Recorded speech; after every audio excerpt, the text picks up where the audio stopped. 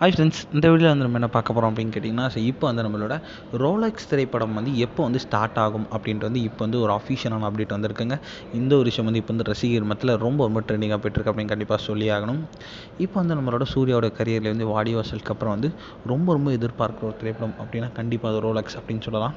So Vikram திரைப்படத்தில் ரொம்ப ரொம்ப சின்ன கதாபாத்திரமாக வந்தது தான் ரோலெக்ஸ். ஆனால் வந்து அந்த கதாபாத்திரம் தான் வந்து படம் ஃபுல்லாக பேசிச்சு அப்படின்னு சொல்லலாம்.